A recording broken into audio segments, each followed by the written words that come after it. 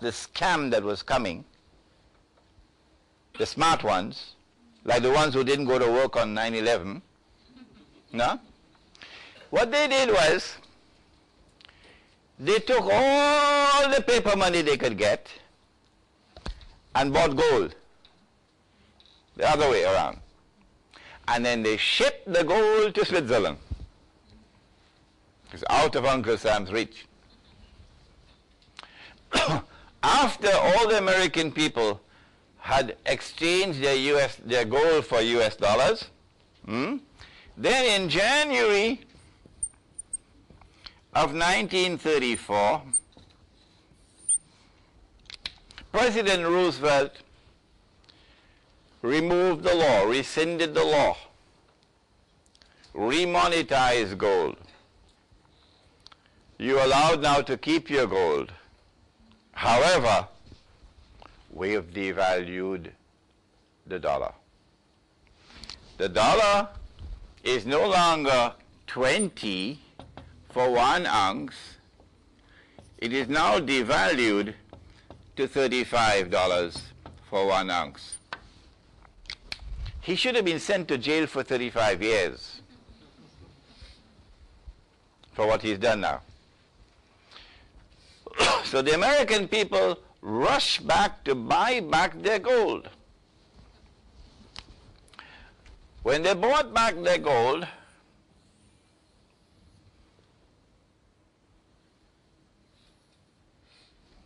they got only this much.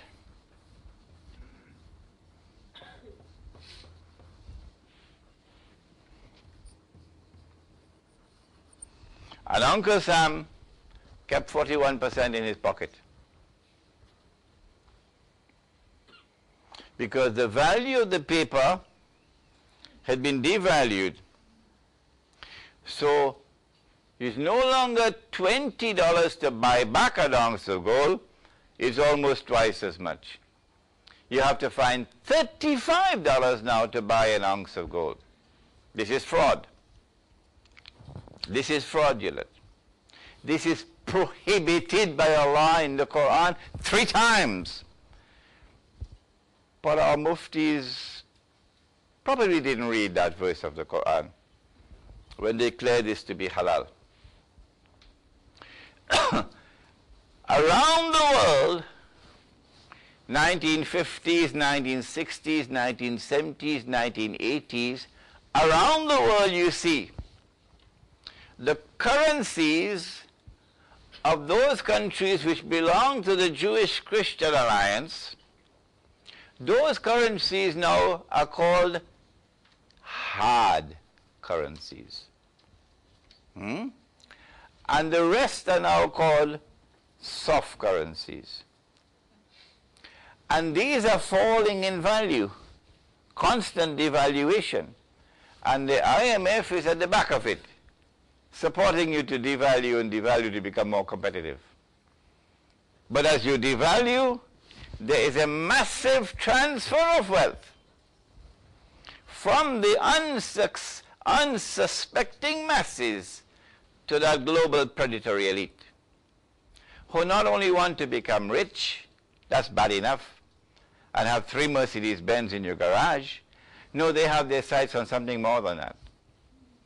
They not only want to rob you of your money, they want more than that. They want to impose their dictatorship over the whole world so that one man can rule the world from Jerusalem. This is where we are today. Prophet Muhammad ﷺ said, the time will come when there will be nothing of value but a dinar and a dirham. This is his hadith. And see, we know that this entire fraudulent system is going to collapse. But it's not going to collapse now. It's only going to collapse after he's finished his job and he's ruling the world. And that's going to take another 40, 50 years. He said the only thing of value that will remain will be a dinar and a dirham. What's a dinar?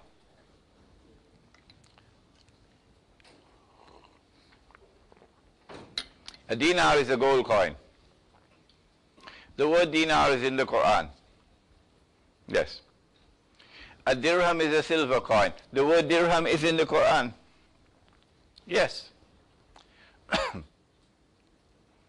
And so there is going to be a tomorrow when even this new international monetary system of electronic money is going to collapse. And gold and silver are going to come back as money. We know that. Well, what do we do in the meantime? This is the most painful part of the lecture now. Because this is the part of the lecture where I am myself uncertain. What do we do now? You have to tell me what's going to happen. When this financial Armageddon takes place around the corner, it's coming. Will make 9/11 look like a footnote. When money around the world crashes, when people are wiped out, and if you have no money, you can't move, you're immobilized. That crash is coming. What do we do to prepare for it? There's going to be chaos. There's going to be bloodshed. There's going to be killing when that crash takes place and money is wiped out. What do we do? I have only one answer, and it is this. If this is a sunnah, this money which is with intrinsic value, gold and silver coins, and we have abandoned the sunnah, there's only one road to walk, and that is to recover the sunnah which has been abandoned. In order for us to recover the sunnah which is abandoned, we have to challenge the law which prohibits the use of gold and silver as legal tender. We have to ask very politely, why are you prohibiting the use of gold and silver as legal tender? In the process of challenging, mounting that legal challenge, we get an opportunity to teach and to educate the way that I'm doing here this morning.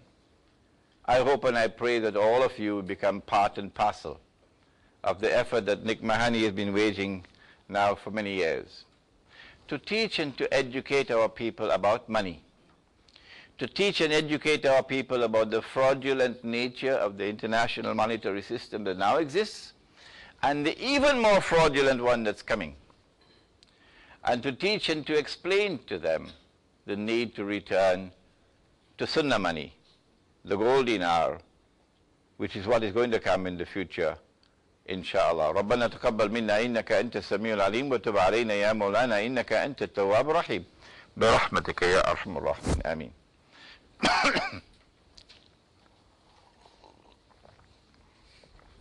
You want me there or here? Here, okay.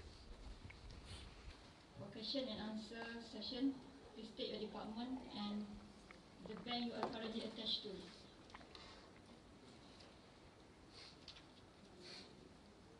Brother Imran, I now hand over the floor to you.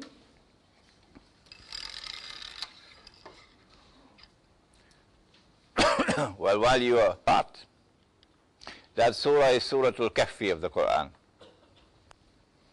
I have written 2 books on Suratul Kahfi. The first one is a tafsir of the whole surah, but a modern tafsir, meaning a tafsir written in the modern age. It's a small book, it's at the back. We launched that book last Friday, at Masjid al-Rislan Tamanta. So that book is not as yet in the bookshops.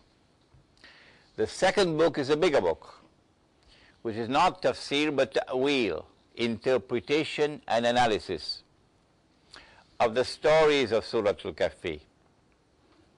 That book explains to us the phenomenon of Dajjal and of Gog and Magog, a term that I did not use in my lecture today. Suratul Kahf in the modern age took me about 10 years.